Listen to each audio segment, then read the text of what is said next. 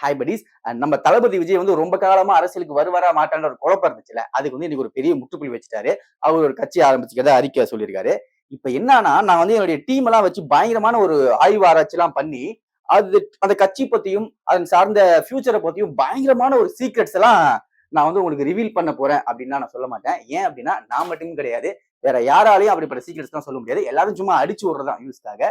ஆனா நான் என்ன பண்ண போறேன் அப்படின்னா, ஒரு சராசரி மனுஷனாக என்னோட பெர்ஸ்பெக்டிவ்ல விஜயோட அரசியல் வருகையை பத்தி நான் எப்படி பாக்குறேன், இல்ல எந்த மாதிரி நம்ம இதை அணுகலாம்ன்ற ஒரு சின்ன டிஸ்கஷன் தான் இந்த வீடியோல கிரியேட் பண்ண போறேன்.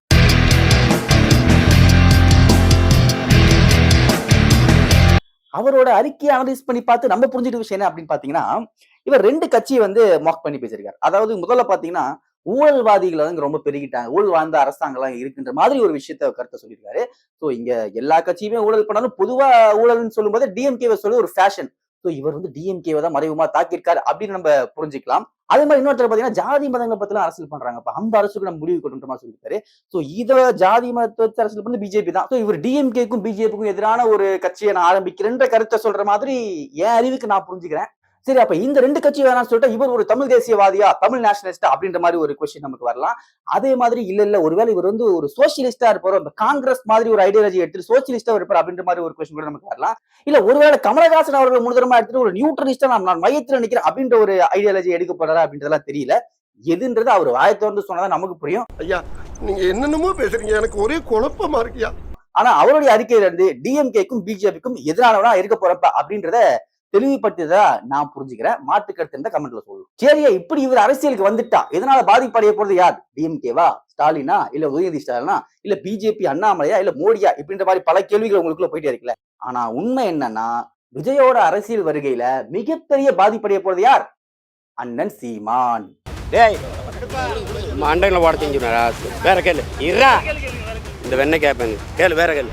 இப்படி நான் சொல்றேன், நான் வந்து சீமானுக்கு எதிரான சொல்லிட்டு யாரும் நினைச்சுக்க வேண்டாம். நானும் வந்து அண்ணனுடைய பல கருத்துக்கள் வந்து நல்ல அறிக்கை சொல்லிட்டு நான் ரசிச்சுலாம் பார்த்திருக்கேன். அதே மாதிரி சில கருத்துக்கள் என்ன அப்படி பேசிட்டாருன்னு சொல்லிட்டு வெறுத்தும் பார்த்திருக்கேன். ஆனா ஏன் இப்படி சொல்றேன்னா, நீங்க நல்லா நோட் பண்ணி பாத்தீங்கன்னா தெரியும், சீமானை சப்போர்ட் பண்ற 50% மேல இருக்கிறவங்க பாத்தீங்கன்னா விஜய் ஃபேன்ஸ், விஜயோடைய தீவிர ஃபேன்ஸ். மோஸ்ட்லி சின்ன பசங்க, 20-22 வயசு பசங்க, அதை தாண்டி விஜய் ஃபேன்ஸ் நிறைய பேர் இருக்காங்க. சோ இப்ப விஜய் அண்ணாவே கட்சி ஆரம்பிச்சார் அப்படின்னா அவங்கள யாரு கொண்டு போடுவாங்க? சீமானனுக்கா விஜய் அண்ணனுக்கா அப்படின்றது தெரியல. சோ கண்டிப்பா இதனால மிகப்பெரிய பாதிப்பு வந்து சீமானனுக்கு வந்து ஏற்பட வாய்ப்பு இருக்குன்றது எனக்கு தோணுது.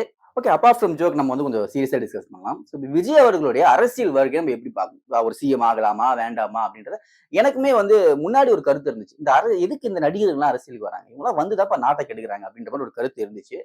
ஆனா நம்ம கிரவுண்ட் லெவல் ரியாலிட்டி என்னவா இருக்குன்னு பார்த்தா, மக்கள் எல்லாருக்கிட்டையும் நீங்க வந்து இல்லங்க, நீங்க இப்படிலாம் ஒரு முகத்தை பார்த்துலாம் ஓட்டு போடக்கூடாது, நீங்க வந்து அவங்க என்ன, அவங்க கொள்கை என்ன, கட்சி இதெல்லாம் நம்ம எடுத்தோம்னா அவங்க ரொம்ப போர் அடிச்சிருது, அவங்களுக்கு புரிய மாட்டுது.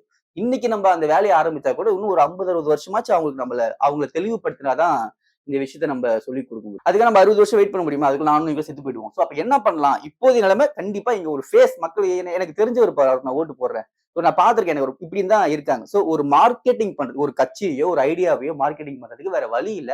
இது சரியோ தப்போ பட் ரியாலிட்டி தான். ஒரு ஃபேஸை வச்சுதான் அதை மார்க்கெட் பண்ண வேண்டியதா இருக்கு. அந்த ஒரு ஃபேஸ் இங்க நடிகர்களுக்கு தான் இருக்கு. அதே மாதிரி விஜய் மூலமா ஒரு கட்சியையோ இல்ல ஒரு ஐடியாவையோ மார்க்கெட்டிங் பண்ணலாம், தப்பு கிடையாதுன்ற மாதிரி ஒரு புரிதலுக்கு நான் வந்திருக்கேன். ஆனா என்ன இங்க பிரச்சனை அப்படின்னா, அந்த கட்சின்றது வெறும் அவருடைய துதிப்பாடுறதுக்கு மட்டுமே, அவருடைய பெருமையை சொல்றதுக்கு மட்டுமே இருந்துச்சு அப்படின்னா அது ஒர்க் அவுட் ஆகாது. இப்போ எக்ஸாம்பிள் நீங்க டிஎம்கேவே எடுத்துக்கோங்க. டிஎம்கே வந்து ஒரு இப்போ வரைக்கும் அது மேல நமக்கு மாற்று கருத்து இருக்கலாம், அதெல்லாம் அதை தூக்கி போட்டுடலாம். அதை தாண்டி இப்போ அந்த கட்சியா அது ஸ்ட்ராங்கா இருக்குல்ல, அதுக்கான மிகப்பெரிய காரணம் என்ன அப்படின்னா, ஏதோ ஒரு மனுஷன், ஒரு அண்ணாவாலையோ ஒரு கலைஞரையோ மட்டும் கிடையாது. அதுக்கு முன்னா நிறைய பேர், அந்த கட்சி சார்ந்த நிறைய பேர் மிகப்பெரிய பில்லர்ஸ் எல்லாம் இருக்காங்க.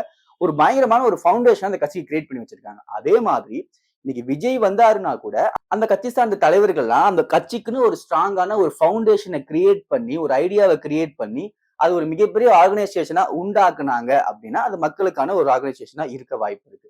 சோ இதுதான் ரொம்ப முக்கியம். இதுதான் நம்ம யோசிக்கணும். இது சார்ந்தான் நம்ம விமர்சனம் பண்ணுமே தவிர நடிகை எதுக்குப்பா வராங்க நம்ம பேச முடியாது. வேற வழி இல்ல. நீங்க வந்து கிரவுண்ட் லெவல்ல போய் மக்கள் கிட்ட ஒரு ஐடியாவையோ வச்சு சேர்க்கறதுக்கு வேற வழியில ஒரு ஃபேஸ் இந்த மாதிரி தேவைப்படுது.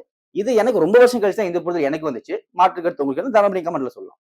இப்ப முதல்ல நம்ம வந்து விஜய் கட்சியை ஆரம்பிக்கிறதுனால யாருக்கு பிரச்சனை, யாரு பயப்படணும்ன்ற பத்தி பார்த்தோம்ல. இப்ப வந்து விஜய் கட்சியை ஆரம்பிச்சதுனால அவருக்கு யார் குடைச்சல் கொடுப்பா, யாருனால அவருக்கு பிரச்சனை வரும்ன்றதை பத்தி பார்ப்போம்.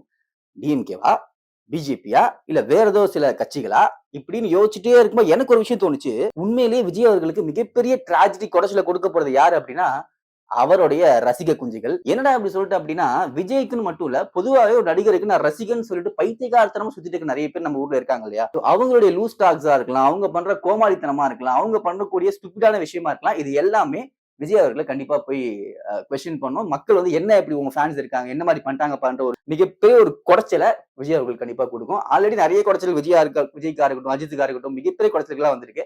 அதே மாதிரி ஒரு அரசியல் கட்சி ஆரம்பிச்சாரும்போது கண்டிப்பா மிகப்பெரிய குடைச்சல்கள் அவருடைய ஃபேன்ஸால தான் அவருக்கு வருது.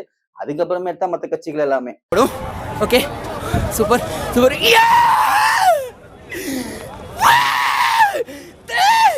தளபதி தளபதி தளபதி. ஆனா இதுல இவருடைய இந்த அறிக்கையில பாத்தீங்கன்னா, நான் வந்து ரசிகர்களை, அதாவது தொண்டர்களை நான் வந்து அரசியல் படுத்தப்பட 2 வருஷம் அப்படின்ற மாதிரி சொல்லியிருக்காரு. அவர் சொன்னது போல அவங்க கரெக்டா அரசியல் படுத்தி பக்குவப்படுத்தி ஒரு மெச்சூரிட்டிக்கு கொண்டு வந்துட்டாருன்னா உண்மையிலே அவருக்கு ஒரு சல்யூட். ஆனா அது அவ்வளவு ஈஸி கிடையாது. உண்மையிலே மிகப்பெரிய கஷ்டம். எப்படி அதை தளபதி ஹேண்டில் பண்றாருன்னு பார்ப்போம். அது கடைசியா உங்களுக்கு ஒரு காமெடி நான் சொல்லலாம்னு இருக்கேன். என்ன காமெடி அப்படின்னா, தமிழக வெற்றி கழகம் அதான் பேர் இல்லையா? அப்ப என்னப்பா வெற்றி, அது என்ன வெற்றி கழகம், ஏதோ வித்தியாசமா இருக்கு. நான் யோசிச்சிட்டே இருக்கும்போது எனக்கு ஒரு ஐடியா தோணுச்சு. நான் என்ன கண்டுபிடிச்சிருக்கேன் அப்படின்னா, வெற்றின்ற பேருடைய இன்னொரு பேரு விஜய். விஜயனுடைய பெயர் தான் வெற்றி, எல்லாருக்கும் தெரியும் இல்லையா? அப்போ இது தமிழக வெற்றி கழகம் இல்ல, தமிழக விஜய் கழகம். சாரி, சும்மா ஒரு இரிட்டேட்டிங் ஃபன்னு. ஜோக் இல்லையா? சரிங்க, கடைசியா அவருடைய கொள்கை என்னவா இருக்க போகுது, அவர் எதை சார்ந்து அரசியல் பண்ண போறாரு, அவர் நமக்கானவரா இல்லையா அப்படின்றத அவரு வரட்டும். அப்புறம் நம்ம எப்படின்றத பாத்துக்கலாம். ஏன்னா நம்ம சினிமால வந்து விஜயை பார்த்திருக்கோம், ஒரு கத்தி விஜயா பார்த்திருக்கோம், ஒரு சர்க்கார்ல அவர் இருந்த ஒரு விஜயா பார்த்திருக்கோம். இந்த மாதிரி பல விதமான சினிமாத்தனமான விஜயை நம்ம பார்த்திருக்கோம். ரியல்ல அவர் அரசியல்ல சினிமா முகத்தை தான் காட்ட போறாரா, இல்ல உண்மையா அவருடைய முகம் என்னவா இருக்கு அப்படின்றத கூடிய சீக்கிரம் நம்மளால தெரிஞ்சுக்க முடியும். லெட் ஹிம் கம், அவங்க வரட்டும். நம்ம அதை சார்ந்து நம்ம முடிவு எடுத்து ஒரு முடிவுக்கு வரலாம். என்ன ஃபைனலி நம்ம ராஸ்கல் பட்டிஸுடைய நோக்கம் என்ன அப்படின்னா, ஜாதி மதங்களை கடந்து மனித நேயத்தோடு இருக்கக்கூடிய எல்லா மக்களும், எல்லா மனுஷங்களும் நம்ம ஒன்னா ஒரு கம்யூனிட்டியா கிரியேட் ஆகணும் அப்படின்றது தான். ஸோ உங்களுக்கு எனக்கும் நிறைய முரண் இருக்கலாம், அதெல்லாம் நம்ம தனியா பேசிக்கலாம், பிரச்சனை கிடையாது. ஆனா we all are buddies. So அந்த மாதிரியான ஒரு சமூகத்தை உருவாக்கணும்னு நினைக்கிற எல்லாருமே நம்மளை ஃபாலோ பண்ணுங்க, நம்ம கூட சேர்ந்து செயல்படுங்க. ஸோ நான் உங்க யாரையும் என்னுடைய சப்ஸ்கிரைபர்ஸா பார்க்க போறது கிடையாது, என்னுடைய பட்டீஸா பார்க்க போறேன். we all are rational buddies.